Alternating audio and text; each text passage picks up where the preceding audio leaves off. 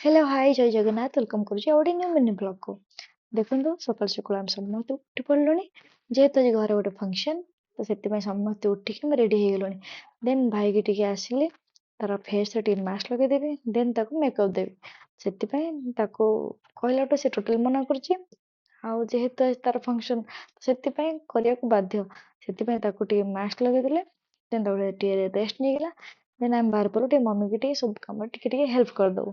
ସେଥିପାଇଁ ମୋର ଭଉଣୀ ଆଉ ମୁଁ, ମୋର ପୁଅ ବି ଦେଖନ୍ତୁ ହେଲ୍ପ କରିଛି।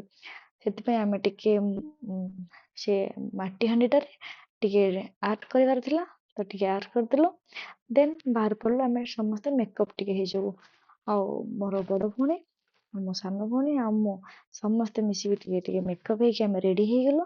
ରେଡ଼ି ହେଇଗଲା ପରେ ଏବେ ଟିକେ ଭାଇକୁ ହାଲକା ଫୁଲକା ଟିକେ ମେକଅପ୍ ଦେବାର ଅଛି, ତ ସେଥିପାଇଁ ମୁଁ ମୋ ଭାଇକୁ ଟିକେ ମେକଅପ୍ ଦେଇଦେଲି।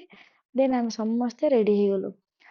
ରେଡ଼ି ହେଇସାରିଲା ପରେ ଆମେ ଆମର ବାହାର ପଡ଼ିଲୁ ଟିକେ, ଯେହେତୁ ଆମେ ଓଡ଼ିଆ ତ ଆମର ଟିକେ ରିବାଜ ଅଛି କି ଆମେ ନିର୍ବନ୍ଧ ଘରୁ ବାହାରିବା ଆଗରୁ ଯେ ଗାଡ଼ି ଯିବ, ତ ସେଥିରେ ଗାଡ଼ି ଫାଷ୍ଟ ବନ୍ଦାପନା ହେବ। ଦେନ୍ ମିଠା ଆଉ ଫ୍ରୁଟ୍ ସବୁ ଯେଉଁ ଆଇଟମ୍ ଯିବ ସେଇଟାକୁ ବି ବନ୍ଦାପନା କରିବ। ଯେହେତୁ ମୁଁ 7 ଜଣ ଲେଡ଼ିଜ୍ ତାକୁ ବନ୍ଦେଇବାର ଅଛି, ସେଥିପାଇଁ ଆଗ ଗାଡ଼ି ବନ୍ଦାପନା କରିଦେଲୁ। ଦେନ୍ ଆମେ ଗଲୁ ଆମର ସବୁ ଯେଉଁ ଆଇଟମ୍ ତକ ଯିବ ତାକୁ ବି ବନ୍ଦାପନା କଲୁ। ବନ୍ଦାପନା କରିସାରିଲା ପରେ ଦେନ୍ ଆମେ ଆସିକି ପହଞ୍ଚିଗଲୁ ମଣ୍ଡପରେ। ଆଉ ସବୁ ରିଲେଟିଭ୍ ଯେଉଁ ଦେଖା ହେଲେ ତାଙ୍କ ସହିତ ଟିକେ ଫଟୋ ସୁଟ୍ କରିଦେଲୁ। ଆଉ ଭାଇ ଭାଉଜ ସେତେବେଳେ ଏଣ୍ଟ୍ରି କଲେ।